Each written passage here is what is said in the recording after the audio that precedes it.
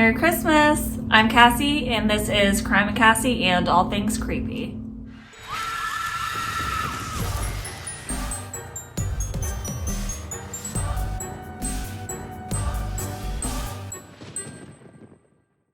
If you're new here, then welcome. Every episode, I like to talk to you guys about a true crime case that has taken over my brain. Spooky episodes coming soon. If you're not new here, then welcome back, my loves. You guys know I love a theme, and today is no exception. Is anybody else slacking this year? I've bought almost nothing. I've wrapped no gifts. I mean, I always procrastinate this time of year, but this year it's next level. I need to get my shit together. What about you? If you're slacking, you're not alone. And if you're not slacking, then go you little overachiever. But I want to hear everybody's plans, everybody's traditions. What are they? What are you guys doing this year? So I have like a list of potential episodes that I've had before I even started the podcast, whenever, I first decided to do it. And this year I was thinking, okay, I want to do something Christmassy, or at least something that happened in December, and nothing was clicking for me. If I do an episode, I want to, in that moment, feel connected to it, and just nothing, I wasn't connecting to anything. And then I'm cleaning out my DVR, and I get to my last recording, and it happens to be an episode that happens right before Christmas. And then I looked, and it was on my list. Didn't even know it happened in December. So everything happens for a reason. It happens to take place in December of 1979. So today we're going to be talking about the murder of a beautiful teenager named Michelle Martinko. Michelle Marie Martinko was born October 6th, 1961 in Cedar Rapids, Iowa. Doesn't that sound like the most wholesome place in the world? I don't know about that, but during my research, I have discovered that it's the largest corn processing city in the world. So there you go, a little tidbit about Cedar Rapids. Michelle has a close-knit family consisting of dad Albert, mom Janet, and older sister Janelle. She had a wonderful childhood, but it wasn't without hard times. She had scoliosis and had to wear a back brace all through middle school. Kids are mean, but especially in the 70s. They didn't give a shit about bullying in the 70s. I mean, it's okay. Now we just have the internet, guys, where everybody's nice all the time. It's believed that these tough times of being known as the girl in the back brace are a huge reason why Michelle remained so kind and so humble, because you guys, all hail the glow up queen. She hit high school and bam, she looks like Farrah Fawcett. So she's at Cedar Rapids Kennedy High School, and looks aside, she's thriving. She excelled at school. She was a talented baton twirler. She sang in the choir. She turns 18 in October of 1979, and she's in her senior year. That's one of the most exciting times of your life. She plans on attending Iowa State and plans on majoring in interior design. Michelle's described as a girly girl, and one of the hangout spots for Michelle and kids all around the Cedar Rapids area is the Westdale Mall. It's brand spanking new. It had just opened up in October of 1979, and it's the spot for teenagers. On the night of December 19th, 1979, so we're talking 6 days before Christmas, Michelle had a school choir Christmas banquet, and she was super dressed up. Black dress, rabbit fur coat, dressed to the nines. She documented with pictures, of course, because you have to. Christmas chorus concerts were the best, I can confirm. Michelle ends up asking her good friend Jane, you want to go to the mall with me after the choir banquet? But Jane has homework, so she says, I can't go. They have school the next day.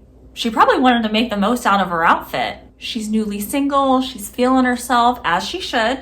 So she gets in her parents' 1972 Buick Allegra and heads to the brand new Westdale Mall. She had about $180 in cash on her to buy a coat that her mom had picked out. She gets there and she sees her friend Kurt. He's working at the Chess King's men's store. And when Kurt looked at her, he didn't even recognize her at first. He's like, who is this knockout walking in? Again, she's dressed to the nines. They end up talking, chatting a bit, and they decide he's on break, let's go for a walk. It was a platonic relationship, so much so that when he walks past his crush at the mall, he's like, oh no, I just ruined my shot. She sees me walking around with this gorgeous girl, aka Michelle, and she's gonna think that that's my girlfriend. They part ways, and soon enough, it's pretty late, and Michelle's mom is noticing that she's not home yet. Now, at this point, it's well after the mall would have closed, so she immediately starts calling around. She then tries calling the police. They pretty much blow her off and say, oh, she'll show up. So she ends up calling Jane. And Jane's like, I wasn't able to go with her. I had homework. I couldn't go. So at that point, her mom starts panicking and she calls police again. Thankfully, they dispatch an officer. Officer Jim Kincaid gets to the mall around 4 a.m. If you don't hear Officer Kincaid and immediately think of Detective Kincaid and Scream 3, aka McDreamy, we can't be friends. Just kidding, we can still be friends. Officer Kincaid gets there and he sees that the parking lot is dark, deserted. Nobody's there. It's been closed down. Again, it's like 4 a.m., so it's been closed down for a while. Then all the way at the end of the parking lot in JCPenney, he sees a car by itself. The windows were frosted up. It was hard for him to really see anything from a distance. Again, it's December. He opens the back door and he sees what he describes as a woman slouched down. And he's thinking, okay, this is probably just an intoxicated person.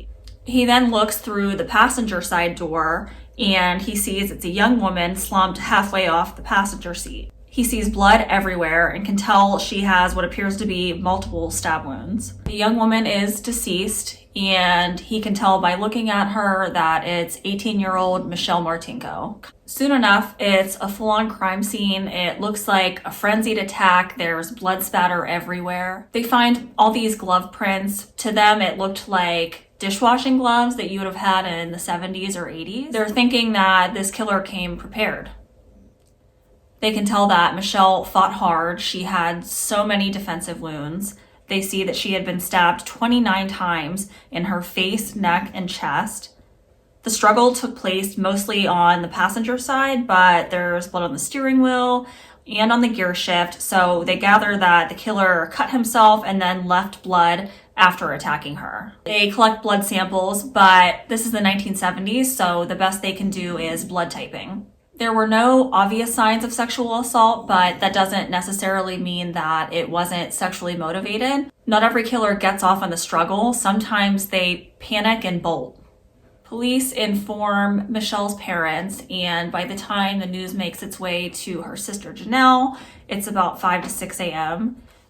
Janelle was 12 years older than Michelle, and for so long, she was an only child. So when Michelle was born, she was like the little light of their family's life. She was the miracle child, the perfect daughter, the perfect sister, so much potential. So her family are obviously devastated. An investigation begins, and you gotta start with the boyfriends. This seems like a personal attack. They start with a guy named Mike.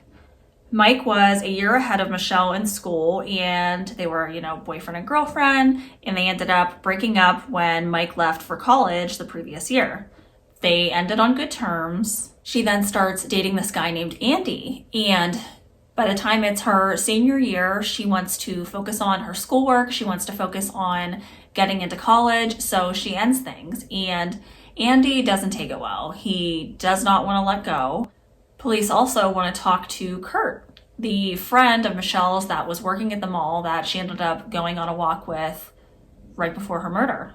On the morning of December 20th, Kurt is in school. It's a school day, and his principal walks in and he's like, hey, I need you to come with me. And he has these officers with him, and he's like, I want you to come talk to these officers.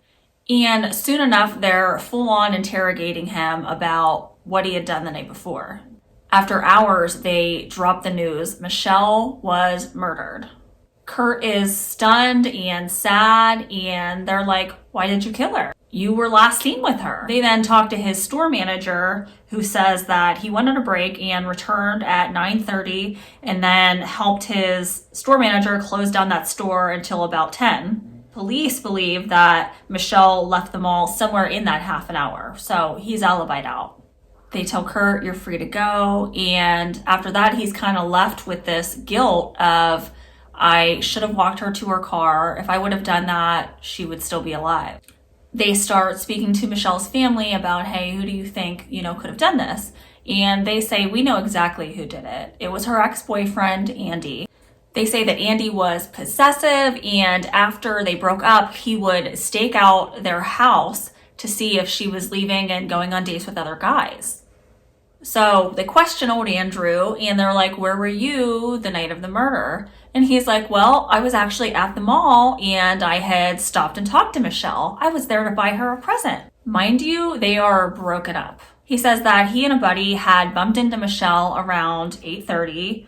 He said he had no idea Michelle was even missing until her mom called at about 3 a.m. And then he and his mom had immediately went out searching.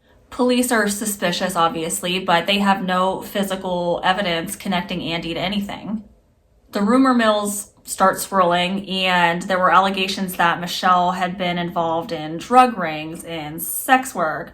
Yeah, this super wholesome choir chick is involved in the seedy underbelly of Cedar Rapids. It really affected her family that people would call her reputation into question. Cedar Rapids, by the way, in those days was, quote, very Mayberry-like, so this rumor is just ridiculous. With no concrete evidence linking anyone to Michelle's murder, her case unfortunately goes cold. Soon enough, it's the 90s, and in 1997, they end up taking scrapings from that gear shift and they send it off to see if they can get a DNA sample. They end up getting a partial profile, and at the time, that's not enough. So then kind of goes cold again, and then now we're in 2005. In 2005, they send out Michelle's whole ass dress and they get a full DNA profile. They then submit that full profile to CODIS and they're like, okay, we're bound to get a hit, right? Nope, nothing. So they're like, okay, we're gonna go back, we're gonna start testing everybody possibly linked to the case so that we can at least start ruling them out. But come on, I know it's Andy, you know it's Andy. Let's just seal this deal. And her family is thinking the same thing. So they ask him for a sample and he consents. They test it and boom, Andy is cleared. He lived for so long under this giant cloud of suspicion. If there had not been DNA evidence, I would still be thinking it was Andy. I mean, it seemed so personal, and the fact that he had seen her at basically the crime scene right before the murder, what are the chances? She wasn't robbed. There were no obvious signs of sexual assault. It's crazy and scary how bad it can look for someone that's totally innocent. The next on the docket is Kurt. You were last seen with her. It's gotta be you, dude. Kurt consents. He gives his sample and boom, Kurt cleared. What is happening? Let's take another shot in the dark here. She has the other ex-boyfriend, Mike. He wasn't anywhere around here, but whatever, let's just test it. And boom, obviously Mike is cleared. Now they're back to square one and another decade passes. It's 2015 and now they have a new lead investigator named Matt Denlinger. Denlinger takes a fresh look at the case file. This is a crazy long case file. Decade after decade, new investigators had sifted through it and added things to it. They had any and everybody who would have possibly crossed paths with Michelle or even was just at the mall. So he's like, you know what? We'll literally start swabbing everybody and eventually something's got to hit. 125 tests later, nothing. Then they get involved with a little company called Parabon. Parabon was a private lab and they would take DNA samples to create an image to basically create a police sketch of the suspect. They end up making 3 sketches of the potential suspect. One around the age of 25, one around the age of what they would believe he would be now, about 50, and then one with a 1979 haircut. They end up releasing them to the public, but they basically get so many calls because this sketch looks like anybody. Then Parabon calls them back and they're like, hey, we just did this other crazy thing with DNA. You know how we do. But yeah, we just solved the Golden State Killer case. Have you heard of it? May we do the same in Michelle's case? And they're like, yes, you can. So they sent it off in the spring of 2018. And by that summer, they get a report back saying they have found a relative of the killer. They end up finding a second cousin once removed. I have no idea what that means, but luckily they do, so stick with me. It's a woman who lives in Vancouver, Washington. So now they have to build the family tree with the help of this woman, luckily. They end up tracing it back to the early 1800s. They're able to create 4 branches of the family tree. They test one person of the first branch, which is in Ohio, and it comes back no match to the killer. In the next branch, they test it and it's someone from Nebraska, and that ends up being no match to the killer. So we can cross off branch number 2. The third branch happens to connect to someone in Iowa. Let's go. It's a woman in Iowa who lives about 20 minutes from Cedar Rapids. They test her DNA and she shares DNA with the killer. So boom, that's our branch. We can eliminate that 4th branch. It turns out she's a first cousin to the suspect, and she only has 3 first cousins who happen to be 3 brothers, the Burns brothers. And then there were 3. All 3 brothers live in Iowa, and none of them have criminal records, so there's no way of getting their DNA samples through that. So they decide to collect them secretly. They start with middle brother Kenneth. He was a married father of 3. He sold farm equipment, and they determined he's not it. Next on the list is the oldest brother, Donald. He's also a father of 3 and a grandfather, and he was a retired manager of a lumberyard. They ended up finding, I guess, his toothbrush in his garbage. They test it, and nope, not him. Now we're left with the baby of the family. It's youngest brother, Jerry. Jerry lives in Manchester, Iowa. The year of the murder, 1979, he had 2 young children. He sold farm implements. He was in a bowling league, and he was still living in Manchester. Now, the police are staking him out, and Jerry ends up going to a pizza place. So they're watching him from a safe distance, and Jerry gets up to throw his drink away. Detectives wait for him to leave. Then they go in, they grab that drink, and let's test it. They test it, and finally we have a match. 100 billion to 1.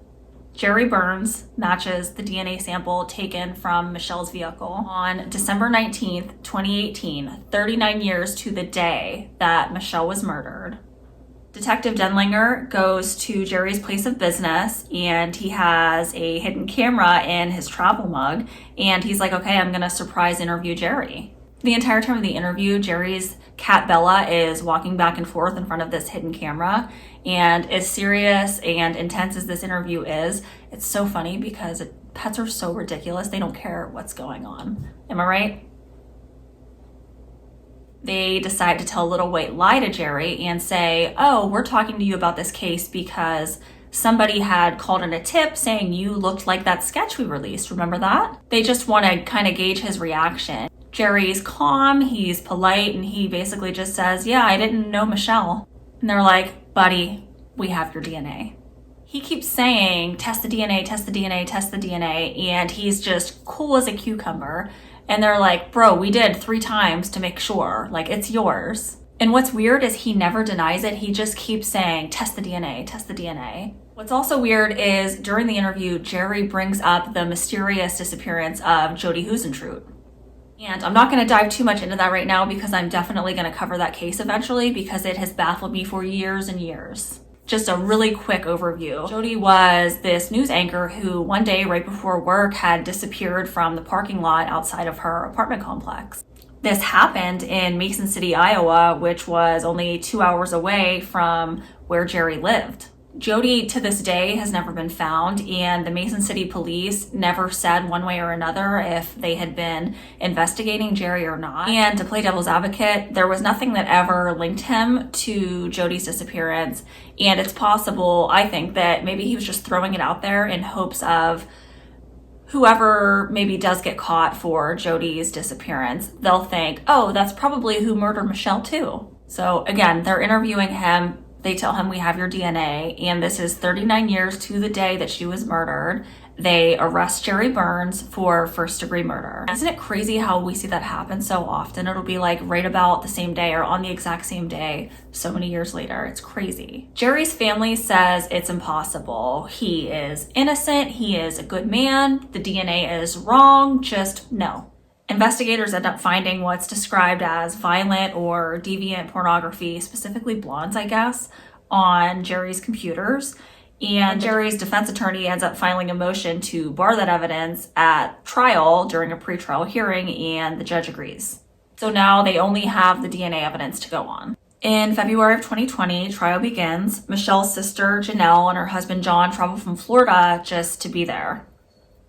Janelle and John had been married when Michelle passed, and he's been right there with her through this whole thing. Michelle's parents, Albert and Janet, had died in 1995 and in 1998.